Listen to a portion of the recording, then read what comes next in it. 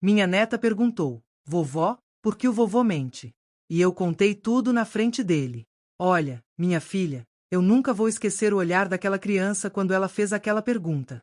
A Isabela, minha netinha de 8 anos, com aqueles olhinhos castanhos cheios de confusão e inocência, me olhando direto na alma e perguntando: vovó, por que o vovô mente? E naquele momento, com meus 67 anos de vida, 45 deles casada com aquele homem, eu tomei a decisão mais corajosa e libertadora da minha existência. Eu ia contar tudo. Ali mesmo, na sala, no almoço de domingo, com ele sentado na cabeceira da mesa. Tudo que eu tinha engolido, silenciado, escondido por décadas. Tudo. Vocês que estão me ouvindo agora, que são da minha geração ou que conhecem mulheres como eu, se inscrevam nesse canal e compartilhem esse vídeo. Porque essa história não é só minha. É de milhares de mulheres da nossa época que foram ensinadas a engolir, a aceitar, a fazer vista grossa. Mas hoje eu vou contar como eu finalmente parei de engolir. Deixa eu contextualizar para vocês entenderem a magnitude do que aconteceu naquele domingo. Era Dia dos Pais, e como todo ano, eu tinha preparado um almoço especial. Tinha acordado às 6 da manhã para fazer aquela comida que a família toda adora. Comecei pela farofa, aquela que leva bacon, passas, castanha. Depois fiz a picanha na churrasqueira, porque Henrique sempre quis ser o churrasqueiro mas nunca soube temperar direito, então eu faço tudo e ele só vira carne. Fiz arroz, feijão tropeiro, vinagrete, salada. Passei horas na cozinha, temperando, cozinhando, fritando. A mesa estava farta, bonita, cheia de amor como sempre foram as minhas mesas por 4 décadas. E sabe o que é pior? Eu fazia isso todo ano, todos os domingos, todas as datas especiais. E ele recebia os elogios. Quando alguém comentava que a comida estava maravilhosa, ele sorria e dizia obrigado, como se ele tivesse feito. Quando perguntavam a receita, ele dizia que era segredo de família. Segredo de família era eu, acordando de madrugada, ficando horas na cozinha enquanto ele dormia até tarde. Estavam todos lá, reunidos na minha mesa. Meu filho Marcelo com a esposa Patrícia e os 2 filhos, Isabela e Gustavo. Minha filha Juliana tinha vindo sozinha porque o marido estava viajando a trabalho. E claro, Henrique, meu marido, sentado na ponta da mesa como sempre fazia, na cabeceira, recebendo os parabéns, os abraços, os presentes lindamente embrulhados. O patriarca, o homem da casa, o provedor. Essas palavras que a gente ouviu a vida inteira e que escondem tanta coisa, tanto silêncio forçado, tanta verdade engolida. Durante o almoço, Henrique estava contando histórias. Ele sempre fez isso, sempre foi o centro das atenções nas reuniões de família. Contador de causos, como ele mesmo gostava de dizer. E naquele dia ele estava recontando pela milésima vez a história de como a gente se conheceu. Mas como sempre, a versão dele. A versão embelezada, romantizada, que fazia ele parecer o herói da história. Ele. E então eu vi sua avó pela primeira vez, e foi amor à primeira vista. Uma moça linda, meiga, e eu pensei, essa é a mulher que eu vou casar. Persegui ela por meses até ela aceitar namorar comigo. Fiz de tudo para conquistar ela. Levava flores, escrevia cartas. Eu estava na cozinha nessa hora, servindo a sobremesa, ouvindo aquela narrativa pela milionésima vez. E como sempre, engolindo a minha versão da história. A versão real. Mas então a Isabela, minha netinha esperta, observadora como só as crianças sabem ser, olhou pro avô e perguntou: Isabela, vovô, mas semana passada quando eu vim aqui você contou diferente. Você disse que conheceu a vovó numa festa e que ela que ficou olhando para você. Henrique deu aquela risada nervosa dele e disse que a Isabela estava confundindo as coisas, que criança não presta atenção direito. Mas a Isabela insistiu. E aí minha filha Juliana interferiu, meio sem jeito, dizendo para Isabela não interromper o avô. Mas a menina não desistiu. Isabela, mas vovô, você tá sempre mudando as histórias. Outro dia você contou que trabalhou numa empresa por 20 anos, mas da última vez tinha dito que foi 15.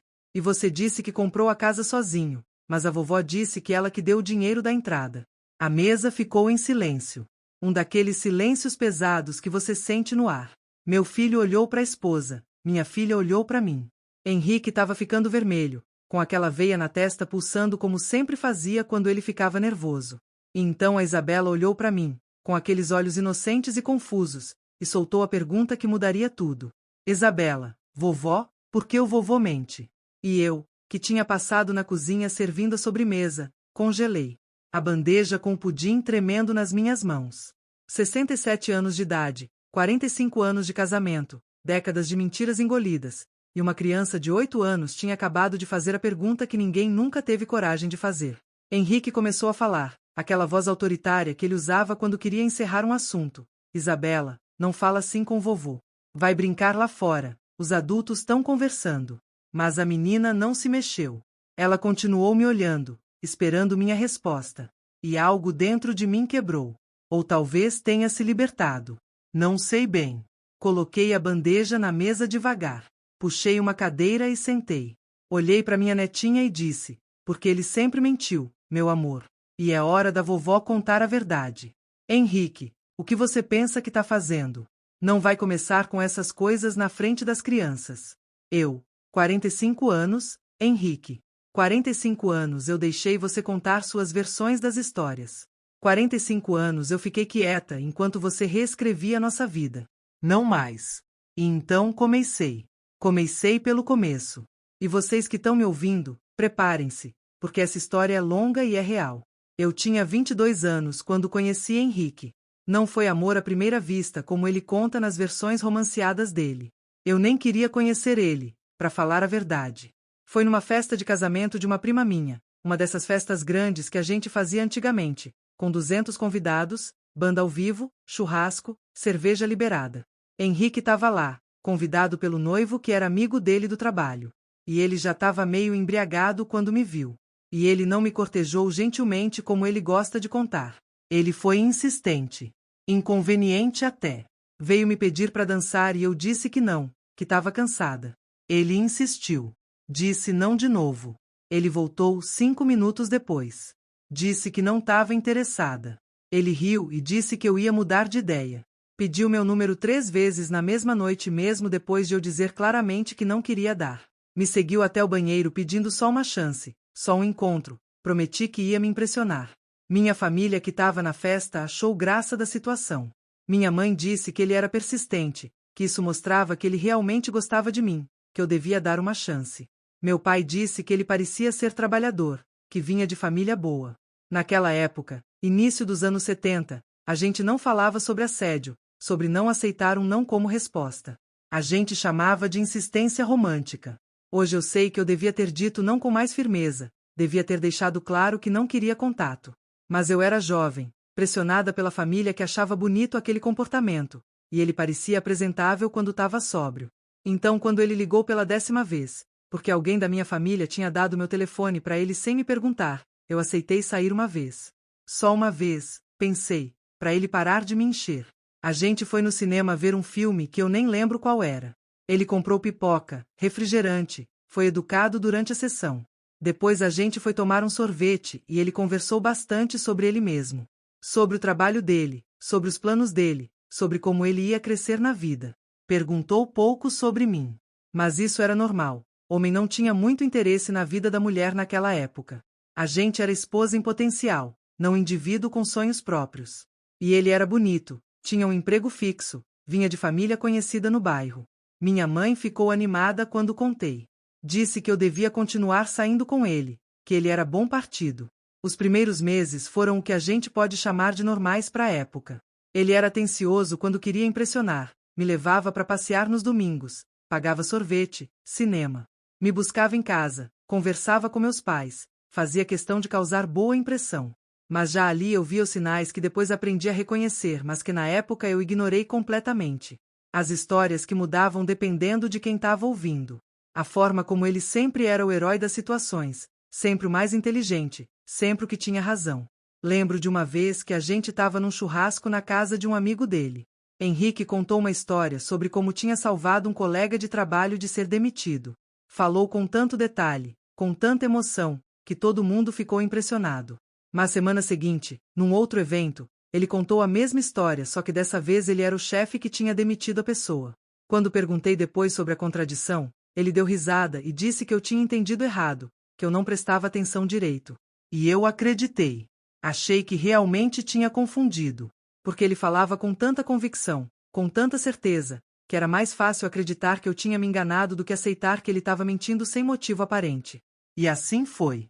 Pequenas mentiras que eu ignorava, que eu justificava, que eu engolia porque não queria criar problema. Ele contava pro meu pai que ganhava bem, que tinha investimentos, que estava construindo um futuro sólido. Mas eu via as roupas velhas dele, o carro velho que ele dirigia, o fato de que ele nunca tinha dinheiro para nada além do básico. Quando perguntava sobre essa contradição, ele dizia que era porque ele poupava tudo, que não acreditava em ostentação, que o dinheiro estava guardado para um momento importante. E eu acreditava. Porque era conveniente acreditar. Porque a alternativa era admitir que eu estava namorando um mentiroso. Noivamos depois de 8 meses de namoro. Foi rápido até para a época. Minha mãe achou muito rápido, disse que a gente devia esperar mais, conhecer melhor um ao outro. Mas meu pai aprovou. Disse que Henrique era trabalhador, que vinha de família decente, que ia me dar uma vida boa. E naquela época, com 23 anos, sem perspectiva de carreira porque mulher não tinha essas coisas, casar era o que toda moça de família devia fazer. Não tinha essa história de viajar, de se encontrar, de viver experiências. A gente namorava, noivava, casava e pronto. Era a ordem natural das coisas. O noivado durou 6 meses. 6 meses onde eu devia ter prestado mais atenção nos sinais. Mas eu estava empolgada com o casamento, com o vestido, com os preparativos. Não prestava atenção nas bandeiras vermelhas que ele ia mostrando. Como quando ele decidiu o buffet sem me consultar. Ou quando ele convidou pessoas que eu nem conhecia para a cerimônia. Ou quando ele mudou a data do casamento sem me avisar primeiro porque tinha combinado uma viagem com os amigos na data original. Cada vez que eu reclamava, ele dizia que eu estava exagerando, que era um detalhe sem importância, que eu estava estressada por causa dos preparativos. E todo mundo concordava com ele. Minha mãe dizia que noiva é assim mesmo, nervosa, exagerada. Minhas amigas diziam que eu tinha sorte de ter um noivo tão decidido, que tomava as rédeas da situação. E eu engolia minha frustração e continuava. Contei tudo isso para Isabela, ali na mesa, enquanto todo mundo ficava em silêncio. Henrique tentou me interromper várias vezes, mas meu filho Marcelo, pela primeira vez na vida, mandou o pai ficar quieto e me deixar falar. E eu continuei. Casamos em 1979. Uma cerimônia grande, que meus pais pagaram quase tudo. Henrique contribuiu com pouco porque dizia que estava juntando dinheiro para a gente comprar uma casa. Depois do casamento, descobri que o dinheiro que ele tinha juntado tinha ido todo em apostas. Ele tinha um vício em jogo de cartas que ele escondeu de mim durante todo o namoro. Quando confrontei ele, 2 semanas depois de casados, ele chorou. Disse que era um problema que ele tinha, mas que ia controlar, que eu era a salvação dele, que nunca mais ia apostar. Promessa número 1 quebrada. A primeira de milhares. A gente foi morar num apartamento alugado. Eu trabalhava como professora primária, ganhava pouco, mas era um salário fixo. Henrique trabalhava numa loja de materiais de construção. O salário dele era melhor que o meu, mas o dinheiro sumia. Ele dizia que pagava as contas, mas as contas chegavam atrasadas. Ele dizia que tinha dado dinheiro para a mãe dele, mas quando eu perguntava para a sogra, ela negava. Descobri meses depois que ele continuava apostando. Peguei ele saindo escondido de madrugada para jogar cartas na casa de um conhecido. Quando confrontei de novo, ele ficou furioso. Disse que eu estava exagerando, que era só diversão entre amigos, que eu era controladora. Nossa primeira briga feia. Ele dormiu no sofá por 3 dias e depois voltou como se nada tivesse acontecido. Sem desculpas, sem explicações. E eu engoli. Porque era o que as mulheres faziam. A gente engolia. A gente perdoava. A gente não criava escândalo. Minha mãe me disse isso quando desabafei com ela. Disse que todo homem tem seus defeitos, que eu tinha que ser paciente, que com o tempo ele ia amadurecer. 1 ano depois de casada, engravidei do Marcelo. Henrique ficou animado com a notícia, mas o comportamento dele não mudou. Eu continuei trabalhando até o 8º mês de gravidez, porque precisava do dinheiro. O salário dele não cobria nossas despesas. Ou melhor, não cobria depois que ele gastava em apostas. Quando Marcelo nasceu, Henrique se gabava para todo mundo de ser pai. Contava como tinha sido presente durante a gravidez, como tinha cuidado de mim, como tinha corrido para o hospital quando começou o trabalho de parto. Tudo mentira. Ele tinha faltado em todas as consultas de pré-natal dizendo que tinha trabalho. Quando entrei em trabalho de parto, ele estava num jogo de cartas e demorou 3 horas para chegar no hospital. Eu já tinha tido o bebê. Mas para todo mundo que perguntava, ele contava uma versão linda. Como tinha segurado minha mão, como tinha ficado nervoso, como tinha chorado quando viu o filho. Nada disso aconteceu. Ele chegou no hospital quando eu já estava no quarto, limpinha, com o bebê nos braços. Pegou Marcelo, tirou foto, e saiu para comemorar com os amigos. Fiquei 3 meses de licença maternidade. 3 meses em casa cuidando do bebê, da casa, de tudo. Henrique não trocou uma fralda. Dizia que era trabalho de mulher. Mas para a família, para os amigos, ele era o pai moderno, participativo. Contava como ajudava, como dividia as tarefas. Tudo mentira. E eu não contradizia. Porque eu tinha aprendido que contradizer ele em público resultava em discussões feias em casa. Voltei a trabalhar quando Marcelo tinha 3 meses. Deixava ele na casa da minha mãe de manhã, ia dar aula, pegava ele no final da tarde.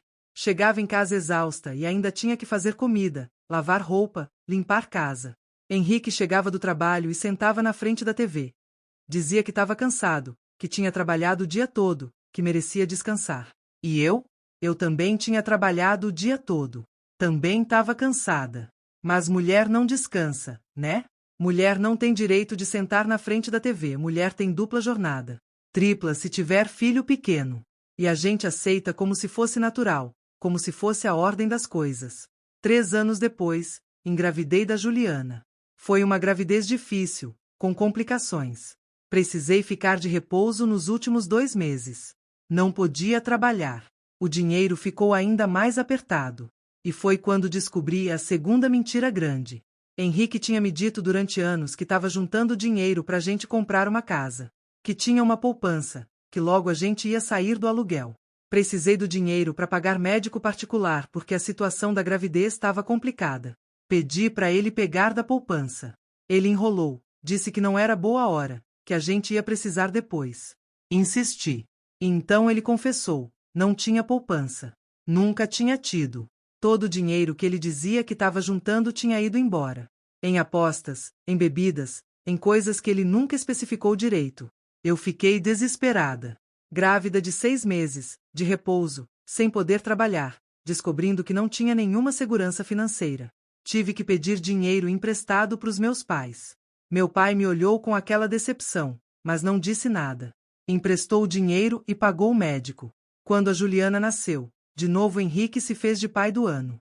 Contava para todo mundo como tinha se sacrificado durante minha gravidez, como tinha assumido tudo sozinho. Mentira! Quem me cuidou foi minha mãe. Quem ajudou com o Marcelo foi minha irmã. Henrique continuou a vida dele normal, só que agora reclamando que eu estava sempre de mau humor. E sabe o que é pior? Eu ainda tentava defendê-lo. Quando minha mãe sugeria que ele não era um bom marido, eu ficava brava. Dizia que ela não entendia, que ele estava passando por uma fase difícil, que as coisas iam melhorar. Porque admitir que tinha casado com um mentiroso, um manipulador, um homem que não prestava, era admitir que eu tinha falhado. E a gente foi criada para aguentar, não para reclamar. Passaram-se os anos. Eu criando os filhos praticamente sozinha. Trabalhando de manhã como professora, voltando correndo para casa no horário do almoço para ver se estava tudo bem, voltando para o trabalho à tarde, chegando à noite e ainda tendo que fazer comida, dar banho nas crianças, colocar para dormir, lavar roupa, limpar casa. Henrique ia para o trabalho de manhã, voltava às 6, sentava na frente da TV com uma cerveja. Nos fins de semana, sumia com os amigos. Dizia que ia jogar bola, mas sempre voltava cheirando a bebida e cigarro, às vezes com batom na camisa que ele dizia ser de abraço de amiga. E eu engolia. Sempre engolindo, sempre acreditando, sempre dando o benefício da dúvida. O Marcelo tinha 4 anos quando começou a perguntar por que o papai não brincava com ele. Porque o papai sempre estava cansado. Porque o papai não levava ele no parque como os outros pais. E eu inventava desculpas. Dizia que o papai trabalhava muito, que estava cansado, que amava ele mas precisava descansar. Mentiras que eu contava para proteger a imagem do pai, para não destruir a fantasia que a criança tinha. Mas nas reuniões de família, Henrique se transformava. Pegava o Marcelo no colo, brincava com ele na frente de todo mundo, tirava foto. E depois postava essas fotos em todo lugar que podia, com legendas sobre como amava ser pai, sobre como a família era tudo para ele. E as pessoas elogiavam. Diziam que ele era um pai presente, amoroso. Se soubessem que aquelas fotos representavam os únicos 5 minutos de interação real que ele tinha com o filho naquela semana inteira. Quando a Juliana nasceu, foi pior ainda. Eu tinha 2 filhos pequenos, trabalhava, cuidava de tudo sozinha. Cheguei num ponto de exaustão que fiquei doente. Tive uma crise de pressão alta, Desmaiei na escola onde eu dava aula. Me levaram para o hospital. Descobriram que eu estava no limite do esgotamento. O médico me deu atestado de 15 dias e disse que eu precisava descansar, que meu corpo não aguentava mais aquele ritmo. Sabe o que Henrique fez? Nos primeiros 3 dias, ele ficou nervoso comigo. Dizia que eu tinha que me cuidar melhor, que tinha que comer direito, dormir direito. Como se eu tivesse tempo para isso. Como se eu não tivesse trabalhando igual uma condenada justamente para manter a casa funcionando. Depois dos 3 primeiros dias, ele voltou à rotina dele normal. Saía para trabalhar, voltava, sentava na TV. E eu? Eu continuei fazendo tudo mesmo de atestado, porque criança não espera você se recuperar para ter fome, para precisar de banho, para precisar de atenção.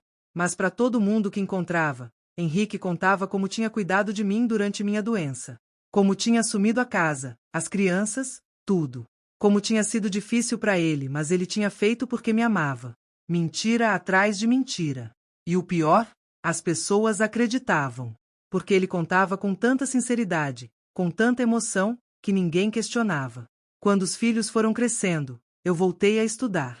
Fiz especialização para ganhar melhor. Comecei a dar aulas particulares à tarde. Juntava cada centavo. Porque eu tinha decidido que a gente ia ter nossa casa. Já que ele não ia providenciar, eu ia. Levei 10 anos. 10 anos juntando dinheiro, fazendo hora extra, dando aula particular, vendendo doce nas festas da escola. Até que juntei o suficiente para dar entrada numa casa. Uma casa simples, num bairro afastado, mas era nossa. Ou melhor, era minha. Porque cada centavo saiu do meu bolso. Mas adivinha? A casa foi colocada no nome dos dois. Henrique insistiu. Disse que éramos casados, que era o certo, que ele também tinha contribuído. Contribuído com o quê? Com as mentiras. Com as apostas. Mas eu cedi. Porque eu sempre cedia. E então começou uma nova fase das mentiras. Henrique contava para todo mundo como ele tinha trabalhado duro para comprar aquela casa. Como tinha juntado dinheiro, feito sacrifícios. Levava as visitas para conhecer a casa com aquele orgulho de dono, de provedor. E eu ficava calada, ouvindo ele se gabar do que eu tinha conquistado.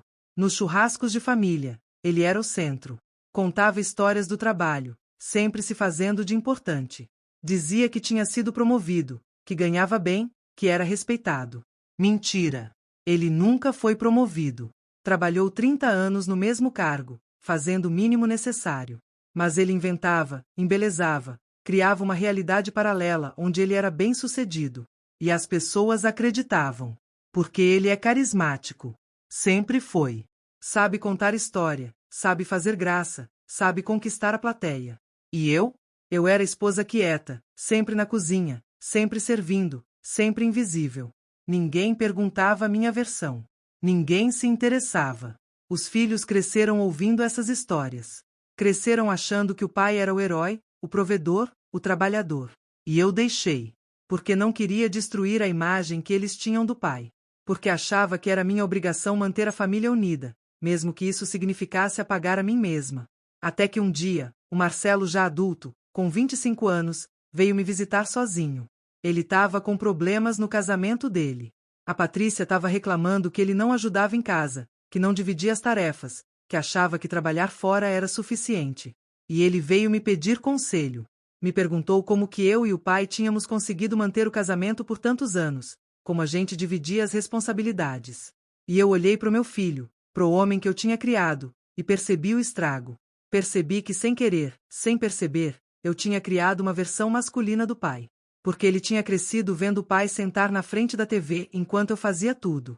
Tinha crescido ouvindo o pai contar que dividia as tarefas quando não dividia. Tinha crescido numa mentira que eu tinha permitido, que eu tinha alimentado com meu silêncio. Naquele dia, eu sentei com o Marcelo e contei algumas verdades. Não todas, mas algumas. Contei que o pai nunca tinha dividido as tarefas. Que eu tinha feito tudo sozinha durante anos. Que trabalhar fora não era suficiente, que em casa também tinha trabalho. Ele ficou em choque. Disse que sempre achou que o pai ajudava, que o pai sempre contava histórias de como fazia coisas em casa. E eu disse, pois é, filho. Seu pai conta muitas histórias. O Marcelo ficou quieto por um tempo. Depois perguntou, por que você nunca contou a verdade? Por que deixou ele mentir? E eu não soube responder, porque a resposta verdadeira era vergonhosa demais. Eu tinha deixado porque era mais fácil, porque eu não queria criar conflito, porque eu achava que era minha obrigação manter a ilusão da família perfeita, porque eu tinha medo de ser julgada como esposa que reclama, que não valoriza o marido. Com a Juliana foi diferente, mas parecido. Ela tinha problemas de autoestima, estava sempre se achando inferior, nunca boa o suficiente. Fazia terapia, mas não melhorava. Até que um dia a terapeuta pediu para fazer uma sessão comigo junto. E nessa sessão, descobri que Juliana cresceu se comparando com a versão idealizada do pai que ele contava para todo mundo. Henrique sempre contava como ele tinha sido o melhor da turma, como tinha sido promovido rapidamente, como tinha conseguido tudo com facilidade. Mentiras. Ele nunca foi promovido, sempre foi mediano no trabalho. Mas a Juliana cresceu achando que tinha que ser excepcional como pai, e quando não conseguia, se sentia um fracasso. E eu tinha permitido isso. Tinha deixado ele criar uma versão falsa de si mesmo que machucou nossa filha. Foi quando comecei a perceber a dimensão do estrago. As mentiras de Henrique não afetavam só a mim. Afetavam os filhos, os netos, toda a família. Cada mentira era uma pedra jogada na água, criando ondas que alcançavam todo mundo. E eu tinha sido cúmplice. Tinha sido cúmplice do meu próprio apagamento e do prejuízo emocional dos meus filhos. Comecei então a questionar em silêncio, a prestar atenção nas mentiras, a contar quantas vezes por dia ele distorcia a realidade. E eram muitas. Tantas que eu tinha parado de perceber. Tinha se tornado normal. A mentira era o estado padrão dele. Ele mentia sobre coisas pequenas sem necessidade. Dizia que tinha levado o carro para lavar quando não tinha. Dizia que tinha ido no médico quando não tinha. Dizia que tinha ligado para alguém quando não tinha. Mentiras bobas, sem propósito aparente. Era como se mentir fosse mais natural para ele do que falar a verdade. E as mentiras grandes. Essas continuavam e aumentavam.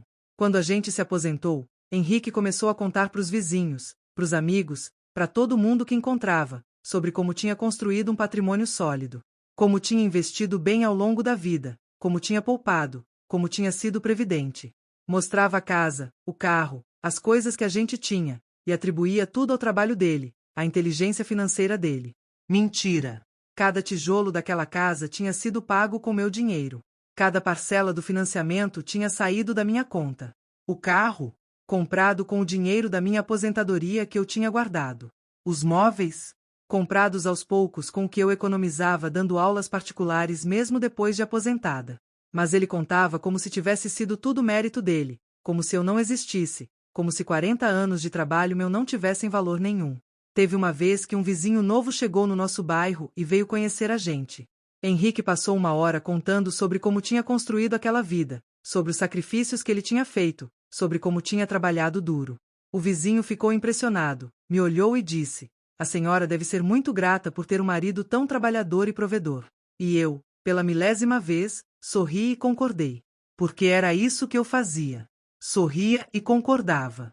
Mas depois, quando o vizinho foi embora, eu fui pro quarto e chorei. Chorei de raiva, de frustração, de cansaço. 40 anos apagada, invisível, inexistente. 40 anos onde minha contribuição foi zerada, anulada, reescrita. E eu tinha permitido.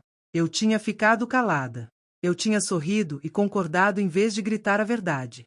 E tinha as mentiras sobre relacionamento. Henrique contava para todo mundo como éramos um casal feliz, como nos amávamos profundamente, como nosso casamento era modelo para outros.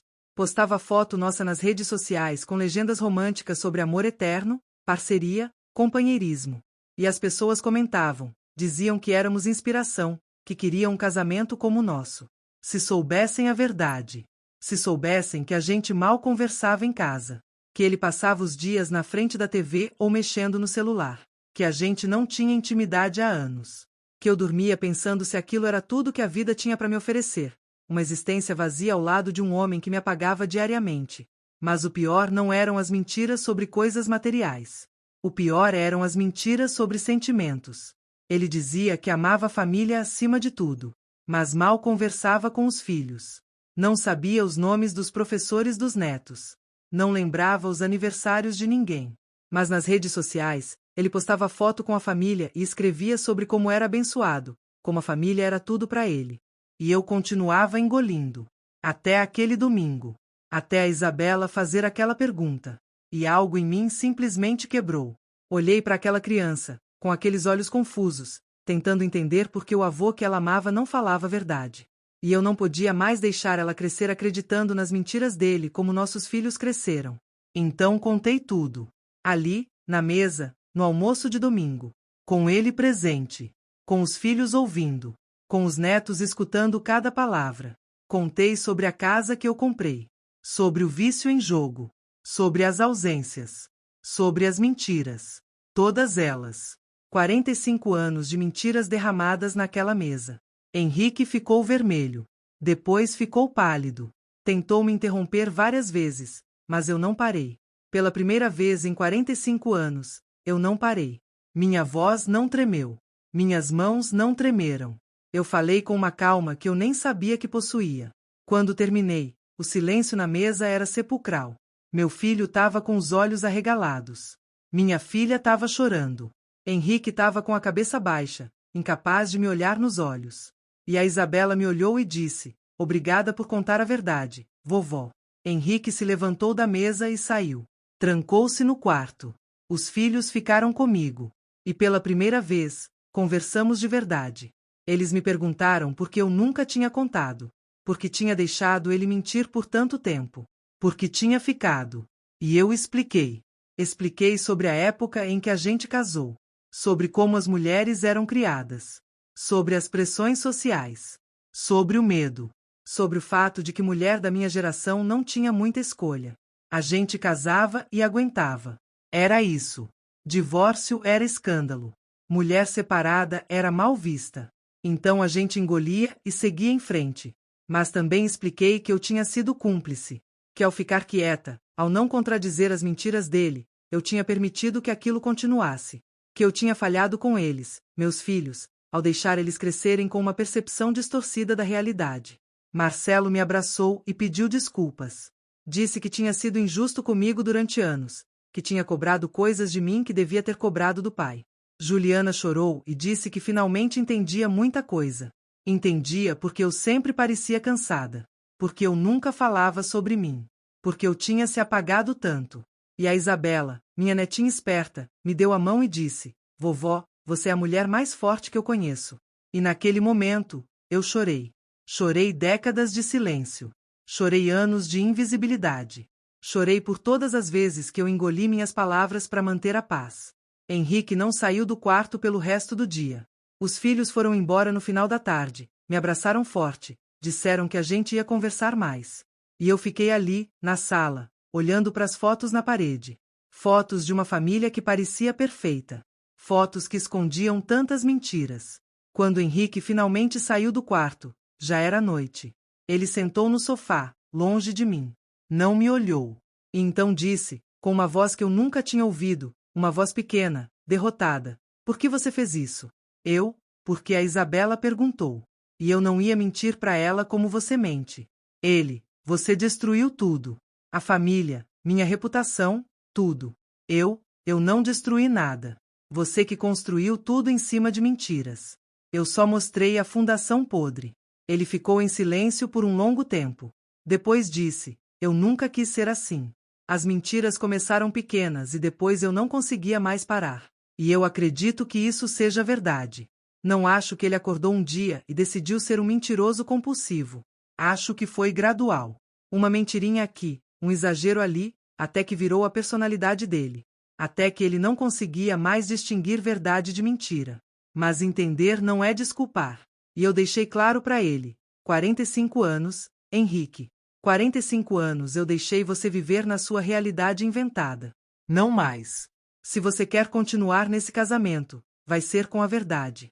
Toda ela. Ou então você pode continuar mentindo, mas vai fazer isso sozinho. Nas semanas seguintes àquele domingo revelador, a família passou por um terremoto emocional. Marcelo veio conversar com o pai numa quarta-feira à noite. Chegou sem avisar, entrou em casa com uma expressão séria que eu nunca tinha visto nele. Henrique estava na sala assistindo TV como sempre. O Marcelo desligou a TV, sentou na frente do pai e disse: "A gente precisa conversar." Foi uma conversa dura, que durou mais de 2 horas. Eu fiquei na cozinha, mas conseguia ouvir a voz do Marcelo subindo de tom, questionando, confrontando. Ele perguntou sobre cada mentira, cada exagero, cada história distorcida. Questionou porque o pai nunca tinha sido presente, porque sempre mentia sobre a participação dele na criação dos filhos, porque sempre se fazia de vítima ou de herói dependendo da conveniência. Henrique tentou se defender no começo. Tentou aquela estratégia dele de reverter a situação, de fazer parecer que quem estava questionando é que estava errado. Disse que o Marcelo estava sendo influenciado por mim, que eu tinha distorcido os fatos, que eu estava exagerando porque estava ressentida. Mas o Marcelo não aceitou. Ele tinha 35 anos, não era mais criança. Ele lembrou de fatos específicos, de momentos concretos onde o pai tinha mentido, onde o pai tinha se ausentado.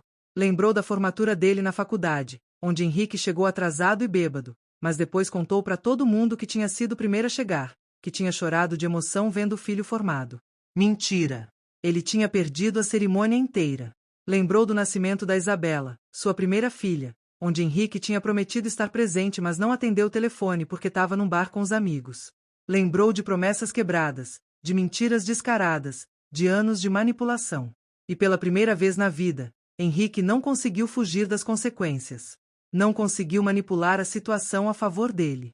Porque o Marcelo tinha crescido, tinha amadurecido, e finalmente conseguia ver o pai pelo que ele realmente era. No final da conversa, Marcelo disse algo que me machucou ouvir, mas que era necessário. Ele disse: pai, eu passei 35 anos tentando ser como você achava que era. Descobrir que tudo era mentira me fez perceber que eu perdi tempo tentando ser alguém que nunca existiu. Juliana também veio, 2 dias depois. A conversa dela com o pai foi diferente. Ela chorou muito. Disse que tinha passado a vida inteira se sentindo inferior, achando que nunca ia conseguir ser boa o suficiente como o pai. Disse que tinha desenvolvido ansiedade, síndrome do impostor, medo de fracassar, tudo porque cresceu achando que o pai era perfeito e ela era defeituosa.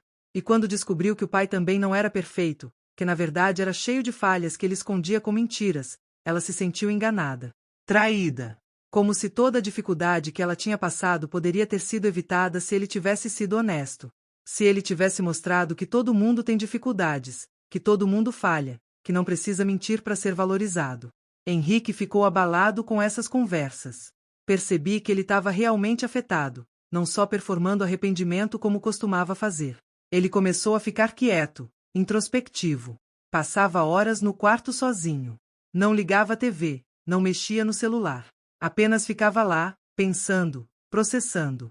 Uma semana depois daquele domingo, ele veio falar comigo. Eram 11 horas da noite, eu já estava na cama lendo. Ele bateu na porta do quarto, coisa que ele nunca fazia, sempre entrava sem pedir permissão. Eu disse que podia entrar. Ele entrou, mas ficou parado na porta, sem saber o que fazer. Henrique, eu marquei uma consulta com um psicólogo. Eu larguei o livro, surpresa. Em 45 anos de casada, nunca imaginei ouvir essas palavras dele. Homem da geração dele não vai em psicólogo. Psicólogo é coisa de gente louca, eles dizem. Mas ali estava ele, me dizendo que tinha marcado consulta. Eu, por quê? Henrique, porque eu não quero perder você. Não quero perder meus filhos. E eu percebi que se eu continuar do jeito que sempre fui, eu vou perder todo mundo. Então eu preciso de ajuda. Não foi uma declaração romântica. Não foi um pedido de desculpas elaborado. Foi uma admissão crua, honesta, de que ele tinha um problema e precisava de ajuda. E talvez tenha sido a primeira vez em 45 anos que ele foi completamente sincero comigo. Hoje, 6 meses depois daquele domingo, as coisas ainda são tensas. Mas são reais. Ele ainda escorrega às vezes, ainda inventa coisas. Mas agora eu corrijo. Na hora. Na frente de quem tiver. E ele aceita a correção, porque sabe que a alternativa é me perder de vez. A Isabela me visita toda semana. Ela me diz que quer ser forte como eu quando crescer. E eu rio e digo que eu não sou forte, que eu só cheguei num ponto onde não tinha mais como continuar engolindo. Mas ela insiste que eu sou forte. E talvez ela tenha razão. Talvez finalmente, aos 67 anos, eu tenha encontrado minha força. O que eu aprendi com tudo isso? Que silêncio não é paz. Que aceitar mentira não é manter a família unida. Que ser forte não é aguentar tudo sozinha. Ser forte é ter coragem de falar a verdade, mesmo quando dói, mesmo quando assusta, mesmo quando você tem 67 anos e 45 de casamento. Ser forte é olhar pro espelho e reconhecer a mulher que você vê, em vez de fingir que tá tudo bem quando você mal se reconhece mais. Aprendi também que nunca é tarde para mudar. Nunca é tarde para exigir respeito. Nunca é tarde para falar a verdade. Tem gente que me diz, mas você já tem 67 anos, para que mexer nisso agora? E eu respondo, justamente porque tenho 67 anos. Porque o tempo que me resta é precioso demais para desperdiçar vivendo uma mentira. Porque se eu não falar agora, quando eu vou falar? Eu podia ter continuado calada. Podia ter desconversado com a Isabela, inventado alguma desculpa, mudado de assunto como sempre fiz. Podia ter deixado as mentiras continuarem, deixado meus netos crescerem acreditando numa versão falsa do avô, repetindo o ciclo que eu perpetuei com meus próprios filhos. Mas eu não fiz isso. E não me arrependo nem um segundo sequer. Porque sabe o que aconteceu depois que eu falei a verdade? A Juliana começou a confrontar o próprio marido sobre pequenas mentiras que ele contava. Coisas que ela sempre deixou passar, sempre ignorou para evitar conflito. Ela percebeu que estava repetindo meu padrão, estava se apagando do mesmo jeito que eu me apaguei. E ela decidiu que não ia fazer isso. Não ia passar mais 30 anos invisível. O Marcelo começou a ser mais honesto com a Patrícia. Começou a dividir de verdade as responsabilidades da casa, não só performar ajuda na frente dos outros. Começou a questionar as próprias mentiras, os próprios exageros, os padrões que tinha aprendido com o pai. Tá sendo um processo difícil para ele, desaprender 40 anos de comportamento. Mas ele tá tentando. E a Isabela, minha netinha preciosa, aprendeu que é importante fazer perguntas. Que quando algo não faz sentido, a gente tem que questionar. Que vovó não vai mentir para ela, não vai esconder a verdade para poupar seus sentimentos. Ela tá crescendo numa família que finalmente valoriza a honestidade mais do que aparências. E isso, para mim, vale todo o desconforto, toda a dor, toda a exposição daquele domingo. Então, para as mulheres da minha geração que estão me ouvindo, que viveram vidas parecidas com a minha, que engoliram mentiras durante décadas para manter a paz, eu digo, não é tarde. Nunca é tarde para falar a verdade. Nunca é tarde para exigir respeito. Nunca é tarde para parar de ser invisível. E para as mais novas, para as que estão começando agora, eu digo, não aceitem mentira. Nem pequena. Porque mentira pequena vira mentira grande. Mentira tolerada vira mentira normalizada. E antes que vocês percebam, vocês vão ter 67 anos e 45 de casamento construído em cima de ilusões. A Isabela me perguntou outro dia se eu ainda amo o vovô. E eu fui honesta com ela. Eu disse, eu amo a pessoa que ele poderia ter sido. Eu amo a família que a gente construiu. Mas o homem que ele foi durante 45 anos. Não. Esse homem eu não amo. Esse homem me machucou demais. Ela perguntou se eu vou me divorciar. E eu disse que não sei. Que tô levando um dia de cada vez. Que ele tá tentando mudar e eu tô observando. Mas que eu não vou mais viver uma mentira. Que se ele não conseguir ser verdadeiro, eu vou embora. Mesmo com 67 anos. Mesmo depois de 45 de casamento. Porque eu aprendi que recomeçar sozinha é melhor do que continuar acompanhada de mentiras. Que solidão verdadeira é estar ao lado de alguém que nunca foi sincero com você. E que liberdade, a verdadeira liberdade, vem quando você para de fingir que tá tudo bem quando não tá. Então, respondendo à pergunta da Isabela, por que o vovô mente? Porque ele sempre mentiu. Porque ninguém nunca o confrontou. Porque as pessoas acreditavam nele e isso alimentava o ego dele. E porque eu, durante 45 anos, deixei. Mas não deixo mais. E para vocês que estão ouvindo essa história, eu peço, se inscrevam nesse canal, compartilhem esse vídeo. Porque tem milhares de mulheres vivendo o que eu vivi. Tem milhares de mulheres engolindo mentiras, se apagando, se tornando invisíveis. E elas precisam ouvir que não é assim que tem que ser. Precisam ouvir que nunca é tarde. Que elas têm valor. Que a verdade delas importa. Que elas não precisam continuar caladas para manter a paz. Porque paz construída em cima de mentira não é paz. É silêncio forçado. E silêncio forçado mata a alma aos pouquinhos. Hoje, quando olho no espelho, eu vejo uma mulher diferente. Ainda tenho 67 anos, ainda tenho as rugas, os cabelos brancos, as mãos cansadas de tanto trabalhar. Mas eu vejo algo novo nos meus olhos. Eu vejo dignidade. Eu vejo respeito próprio. Eu vejo uma mulher que finalmente parou de se esconder. E sabe o que é engraçado? As pessoas me tratam diferente agora. Nas reuniões de família, Elas me perguntam minha opinião. Me ouvem. Me veem. Porque eu parei de me apagar. E quando você para de se apagar, as pessoas não têm escolha a não ser te ver. Henrique ainda é o Henrique. Ele ainda gosta de ser o centro das atenções. Mas agora, quando ele começa a contar uma história, eu tô lá, corrigindo, complementando, mostrando minha versão. E ele deixa, porque ele sabe que se tentar me silenciar de novo, eu levanto e vou embora. E dessa vez, não volto. Minha mensagem final para vocês é essa: sua verdade importa. Sua versão da história importa. Você não precisa aceitar a narrativa que outra pessoa cria sobre sua vida. Você tem o direito de contar sua história. Você tem o direito de ser vista, ouvida, respeitada. E se você tem 67 anos como eu, ou 70, ou 80, não pense que é tarde demais. Não é. Você ainda tem tempo. Tempo de viver sua verdade. Tempo de exigir respeito. Tempo de parar de engolir. Porque o tempo que nos resta é precioso demais para desperdiçar vivendo uma mentira. Obrigada por me ouvirem. Obrigada por darem valor à minha história. E lembrem-se, quando uma criança perguntar por que alguém mente, não mintam para ela. Digam a verdade. Sempre. Porque criar criança acreditando em mentira é criar adultos que vão aceitar ser enganados. E o mundo já tem gente demais aceitando mentira como normal. A pergunta da Isabela mudou minha vida. Espero que minha resposta mude a vida de vocês também. Força para todas nós. A gente merece viver na verdade.